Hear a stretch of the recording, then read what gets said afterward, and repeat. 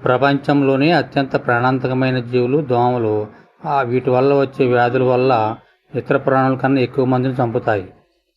ఒక మనిషి తన జీవితకాలంలో దాదాపు 1460 కలలు కంటాడు. మానవుని యొక్క ముక్కు 1 ట్రిలియన్ కంటే ఎక్కువ వాసనలను గ్రహించగలడు. మాంచినిల్ అనే వృక్షం అత్యంత విషపూరితమైనది. ఆ చెట్టు ఆకుల నుండి జారిపడే వాన నీరు పడినా చాలు మీ చర్మం మండిపోతుంది. అన్ని ఎడారుల్లోకి అతిపెద్దది సహారా ఎడారి. దీని వైశాల్యం 94 లక్షల చదరపు కిలోమీటర్లు. ప్రపంచంలో ఎక్కువ సుడిగాలులకు గురయ్యే దేశం యునైటెడ్ కింగ్డమ్. రాబర్టో సివెల్లే అనే ఇటాలియన్ ఉపాధ్యాయుడు హోంవర్క్ను 1905లో కనుగొన్నాడు.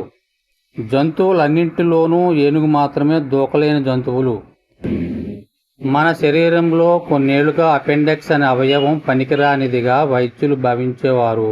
కానీ 2007లో శాస్త్రవేత్తలు ఇది చాలా అవసరమైన అవయవమని, గట్ బ్యాక్టీరియాకు రిజర్వాయర్గా పనిచేస్తుందని కనుగొన్నారు. ఉదయాన్నే లేవగానే మంచినీరు త్రాగడం మంచిది. ఎంతో యవ్వనంగా ఉంటారు. పెద్దలకి పిల్లలకి ఉదయాన్నే మంచినీరు తాగడం అలవాటు చేస్తే వారికి అజీర్తి, మలబద్ధకం, మూత్రపిండాల వ్యాధులతో బాధపడకుండా ఉంటారు. రాగి చెంబుతో నీరు త్రాగితే ఎలాంటి మలబద్ధకం ఉండదని ఆయుర్వేదం చెబుతుంది.